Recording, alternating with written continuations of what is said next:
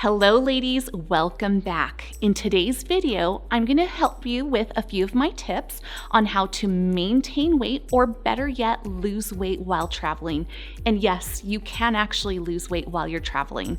I've had experiences where I've gained weight, I've maintained, and I've lost, and I'm all about giving you those tips to helping you lose the weight so that you feel better when you arrive back from your trip and you don't feel heavy, bloated, and unmotivated. I've worked with many clients who have come in for their check-in and they don't want to do their check-in because they are sad, they're depleted. They say, you know what, Jess, I don't want to do my weigh-in today.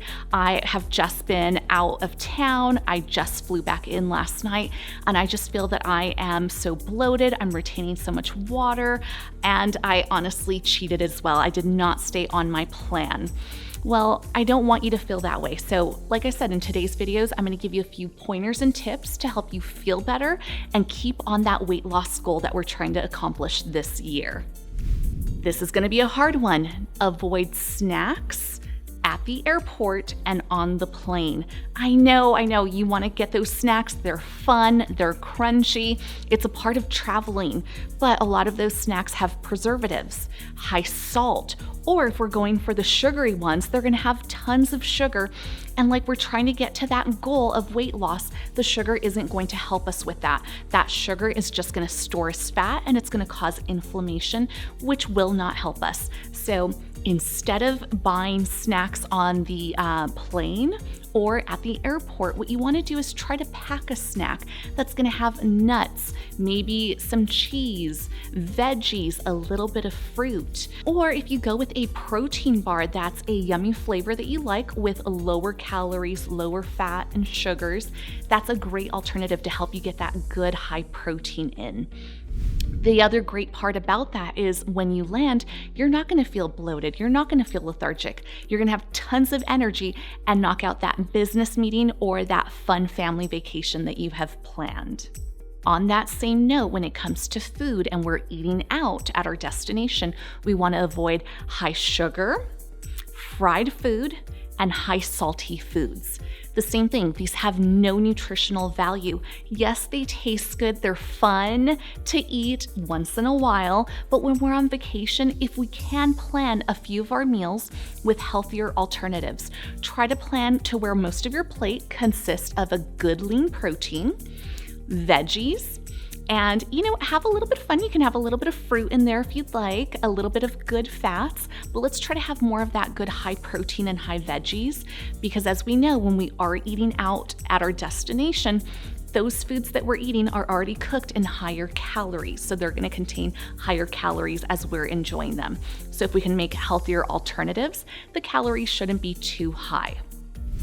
When I am out of town, I'm on vacation and I'm enjoying these delicious foods, one of my tricks, I do sometimes have to incorporate an appetite suppressant.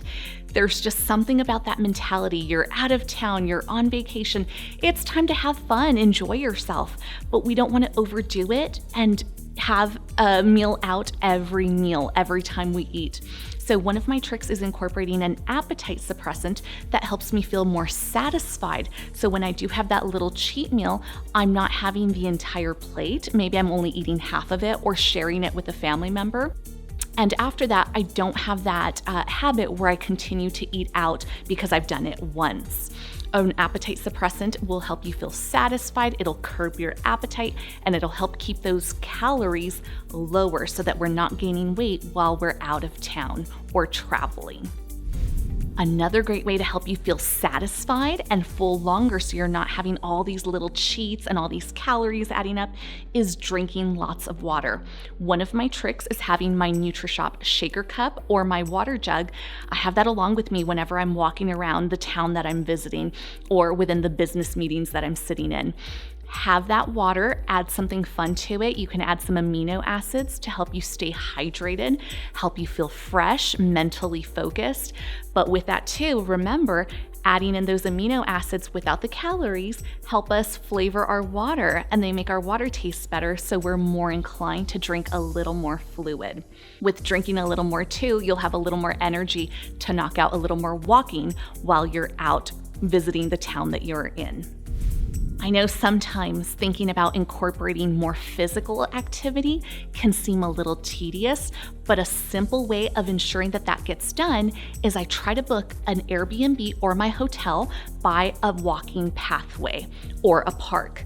If I do this and I make myself plan out a workout regimen, I'll get up, go knock out 15 to 20 minutes of walking, meditate while I walk, think about the plans I'm gonna have for the day. This helps me ensure that I get my physical activity in, and it gives me more energy to tackle all the things we'll be doing throughout the day. So again, if you can, book that hotel or Airbnb by a walking pathway or a park to help us be more physically active, and set a plan. If you make that plan, you're more likely to achieve that. And the goal here, we want to also try to walk for 15 to 30 minutes. I'll leave that up to you. Maybe start with 15 minutes the first day. Your second day, we'll bump it up to 20, and the remainder of our trip, we'll try to knock out 30-minute walking sessions before we start our day. When traveling, it can be so easy to focus on the food that we're going to experience, the food that we're going to indulge in. But traveling shouldn't just be all about the food. What I try to do is I try to make it more about the people I'm with and the experiences that we want to have. Now, I'm not perfect. Yes, I plan food, I plan restaurants that I love to go to, but that doesn't set my entire trip, my entire traveling time. It is a portion of it, but it's not 80% of my trip. I do try to make it a show. That could be a comedy show, a magic show. It could be visiting a friend, a family member. Again, going to the park, going on a walk with these people, playing board games. So if we can implement, sightseeing. That's another one. That's a really big one when you're traveling. So if we can try to include more of these experiences over the indulging and the food, we're also gonna have a great time. We're gonna make more memories versus just the food that we ate while we were on that trip. Now, if you can get the entire family, the entire team that's with you involved in this, everyone's set to have a really good time, and our calories did not go overboard. We didn't accumulate too many calories over the entire trip because all we did was eat, eat, eat. We actually experienced more things throughout our travel. So, as a recap, if we can try to book an Airbnb closer to a park or a pathway where we can walk, if we can try to drink a little more water, have more experiences, and try to move a little more every day when you're out of town, when you're on your trip. All of these tips can help us maintain a healthy weight, or better yet, it could also help us come back home, get on the scale and say, oh wow, I actually maintained my muscle and my body fat decreased a tiny bit. Awesome, success. I hope that these tips have been helpful to you. Again, they're just tips that I try to implement or recommend to my clients when traveling.